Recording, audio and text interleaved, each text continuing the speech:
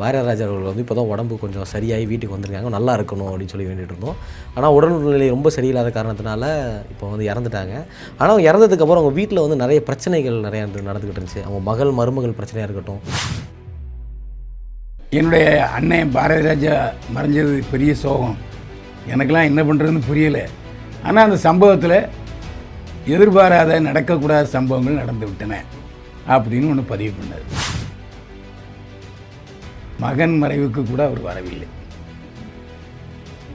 அப்படிப்பட்ட சூழ்நிலையில் தனியாக தான் இறந்து கிடந்தார். ரத்த வாந்தி எடுத்திருக்காரு. அதுக்கப்புறம் வெளியிலேருந்து ஃபோன் வந்திருக்கு, ஒரு மாத்திரை போடுங்கன்னு. அது காப்பாற்ற முடியல, இறந்துட்டார். 76 வயசு கங்கையம்புறேன் உணர்ச்சி வசப்பட்டு, நீங்களாம் எதுக்கு வந்தீங்க, அனாதையாக தவிக்க விட்டு போயிட்டீங்களே, அவனை யாருமே காப்பாற்ற இல்லையேன்னு ஓராமன்னு கத்திட்டார். இன்னும் சொல்ல முடியாது.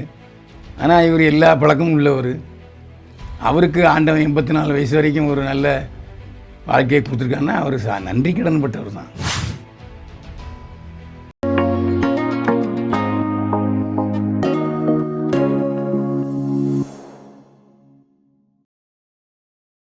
ஜெம் சினிமாஸ்க்கு வணக்கம். நான் உங்கள் விஜய் அபிஷேக். நீங்கள் நம்ம யார் கூட இருக்கோன்னு பார்த்தீங்க அப்படின்னா, இந்த ஸ்ட்ராங் காம்போ இன் ஜெம் சினிமாஸ். இந்த மாதிரி ஒரு காம்போ வந்து ஜெம் சினிமாஸில் பார்த்துருக்கவே முடியாது. அப்படி ஒரு காம்போ தான். திரைப்பட நடிகர், விமர்சகர் பைல்வான் ரங்கநாதன் கூட இருக்கோம். சார் வணக்கம். என்னை வாழ வைத்துக் கொண்டிருக்கும் யூடியூப் சேனல் நேயர்களுக்கு நன்றியும் வணக்கமும். சாருக்கு உடம்பு சரியாகணுங்கிறதுக்காக நான் அதாவது ப்ரோட்டீன் ஃபங்க்ஷன் இருக்குது, அவ்வளோ வேற ஒன்றும் இல்லை. அதை சாருக்கு வந்து சரியாகணுங்கிறதான அதை போய் கோயிலை போய் தின்னூறு வச்சுட்டு வந்திருக்கேன் நான் வேண்டிக்கிட்டு. இதுக்கு எதாவது நீங்கள் கமெண்ட் அடிப்பீங்க நான் எதிர்பார்க்குறேன். இல்லை, நான் வந்து குங்குமம் வச்சுருக்கிறது எப்போவுமே வச்சுருக்கிறேன். அதுக்கு என்ன காரணம்னா, ஒரு 10 வருஷம் முன்னால் எனக்கு ஒருத்தர் பெரியவர் சொன்னார், தம்பி உனக்கு திருஷ்டி நிறைய இருக்குது, அதனால் குங்குமம் வச்சுக்க, எந்த திருஷ்டியாக இருந்தாலும் அதை ஊதி தள்ளிடும் அப்படின்னாரு. அதை நான் ஃபாலோ பண்ணிக்கிட்டு இருக்கேன். எனக்கு ஒரு திருஷ்டி நிறைய விழுகுது அப்படின்னு நினைக்கிறேன் சார். நானும் குங்குமம் வச்சுட்டு வந்துடுறேன். ஓகே சார், இன்றைக்கி கேள்வி என்னென்னா, ஒரு மாதத்துக்கு முன்னாடி நம்ம 2 பேரும் இதே இடத்துல உட்காந்து நம்ம ஒருத்தரை பற்றி பேசிகிட்டு இருந்தோம். பாரதிராஜா அவர்கள் வந்து இப்போ தான் உடம்பு கொஞ்சம் சரியாகி வீட்டுக்கு வந்திருக்காங்க, நல்லா இருக்கணும் அப்படின்னு சொல்லி வேண்டிகிட்டு இருந்தோம். ஆனால் உடல்நிலை ரொம்ப சரியில்லாத காரணத்தினால இப்போ வந்து இறந்துட்டாங்க.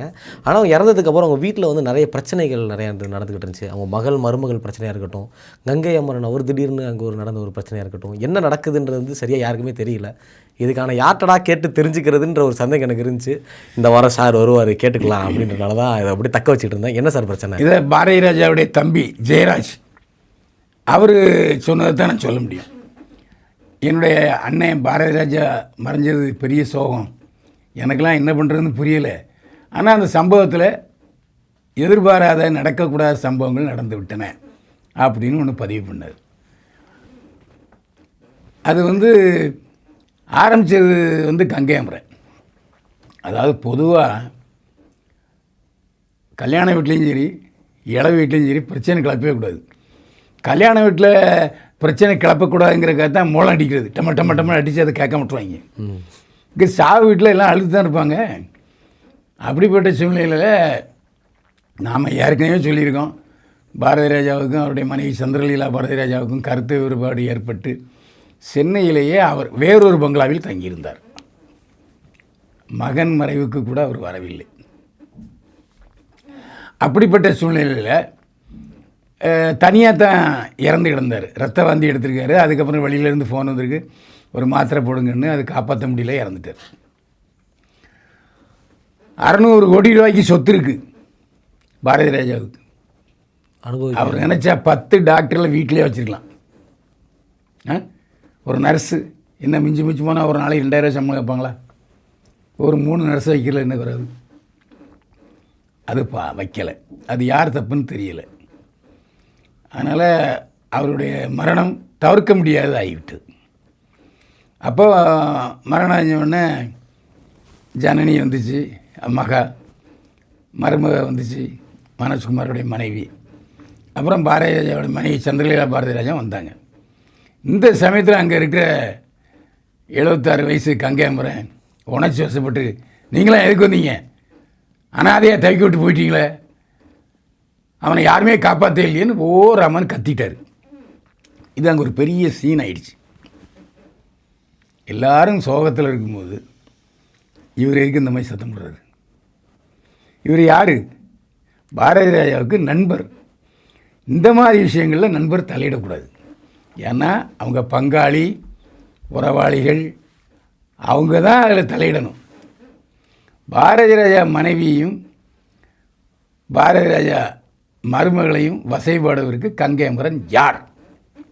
அதைத்தான் ராதியா பிடிச்சிட்டாங்க. சும்மா இருங்கன்னு திட்டி அதை ஒரு சாந்தமாக விட்டுட்டாங்க. அதுக்கப்புறம் அந்த சண்டை சஸ்டெயின் ஆச்சு. ஜனனிக்கும் அவரோட மருமகளுக்கும் சண்டை ஆயிட்டு. ஏன்னா ஜனனிக்கு என்ன சொத்து கொடுத்துருக்காருன்னு தெரியல. ஏன்னா ஜனனி மலேசியாவில் செட்டில் ஆகிருக்கு கல்யாணம் ஆகி. ஆனால் மருமகளுக்கு சென்னையில் அவங்க பாரதி ராஜாவுடைய பங்களா தங்கியிருக்காங்க. பாரதி ராஜா தம்பி ஜெயராஜ் கணக்குப்படி ஒரு 5 லட்ச ரூபா அண்ணே பங்களாலேருந்து வாடகை வருது, அந்த வாடகையை வச்சு சாப்பிட்டுட்டு இருக்காங்க அப்படின்னு சொன்னார். ஸோ இப்போ 600 கோடி ரூபா சொத்து இருக்குது. அதை மனைவிக்கு ஏற்கனவே பாரதி ராஜா கொடுத்துருக்காரு. ஏன்னா அவங்க தயாரிப்பாளர், அந்த வகையில் நிறைய சொத்துக்கள் ஏற்கனவே இருக்கும். அப்போ மகளுக்கும் மருமகளுக்கும் கொடுக்கணும். இப்போ அவங்க சொத்து பிரிக்கும்போது கங்கை மரம் போய் உட்காந்து சொத்து பிரிக்க முடியுமா? போயா வழியன்றுவாங்க.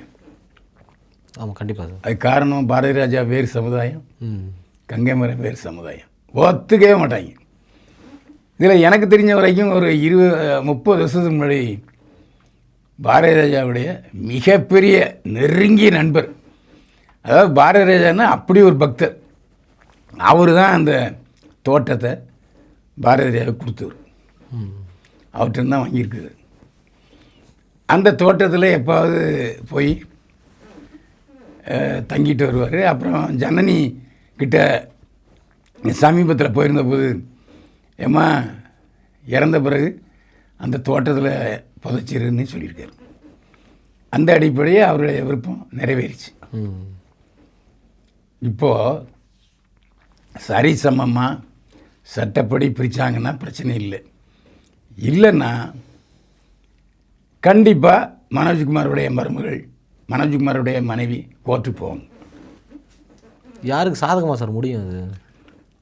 ஏங்க அப்பனுடைய சுய சம்பாத்தியத்தில் இப்போ இந்து மத சட்டப்படி மகளுக்கும் மகனுக்கும் சரிசம பங்கு சொத்துல உண்டு. இன்கேஸ் அவர் உயில் எழுதி வச்சுக்கிற பட்சத்தில் மாறுபடும். அவருக்கு உயில் எழுதி வைக்கலை, அதான் உண்மை. இளையராஜா சாருமே வந்து இரங்கலுக்கு வந்திருந்தாங்க. ஆனால் அவங்க 2 பேருக்குள்ள கருத்து வேறுபாடு இருந்துச்சு அப்படின்ற ஒரு தகவல் எல்லாமே கேள்விப்பட்டோம். அதாவது நண்பர்கள் என்ற முறையில் எல்லாருக்குள்ள கருத்து வேறுபாடு வருவது சகஜம். அடிச்சுக்கலாம், சண்டை போட்டுக்கலாம். நண்பனும் அடிச்சுக்கலாம், சண்டை போட்டுக்கலாம், சேர்ந்துக்கலாம். அதேமாதிரி மனைவியும் கணவனும் சண்டை போட்டுக்கலாம், அடிச்சுக்கலாம், சேர்ந்துக்கலாம். அது ஒரு பெரிய விஷயம் இல்லை. அதில் யாரும் வெளியாக தலையிட முடியாது. இப்போ நீங்களும் உங்கள் நண்பன் சண்டை போட்டால் இன்னொருத்தர் வந்து பஞ்சாயத்து பண்ண வச்சுங்க, ஏய் ப்ரா இது எனக்கும் அவனுக்குள்ள விஷயம் சொல்லிவங்களா இல்லையா? கண்டிப்பாக அதேமாரி தான். அதனால் அவருக்கு முதல்ல எங்கெங்கே சொத்துக்கள் இருக்குங்கிறத திரட்டணும். திரட்டிட்டு இப்போது அவங்க பாரதி ராஜாவுடைய மனைவியோட சகோதரர் ஒரு சினிமா டைரக்டர் இருக்கார். அவர் தான் அங்கே கடைசி கால அந்தியமே கிரியைகளெல்லாம் செஞ்சார். அவரும் கங்கையம்மனை திட்டினார், போயா வேலையை பார்த்துட்டு அப்படின்னு திட்டினார். பாரதி ராஜாவுடைய சொந்தக்காரர்கள் நிறைய பேர் இருக்காங்க. பாரதி ராஜாவோட பிறந்தவங்க 4 சகோதரர்கள், 2 சகோதரிகள். அதில் ஒரு சகோதரி இறந்து போயிட்டாங்க. அந்த சகோதரியுடைய மகள் தான் சந்திரலீலா. இப்போ ஒரு சிஸ்டர் இருக்காங்க, அவங்க தான் பாரதி. அவங்க நினைவில் தான் பேர் வச்சுருக்காரு பாரதின்ட்டு. அப்புறம் ஜெயராஜா இருந்திருக்காரு, அவங்க அண்ணன்.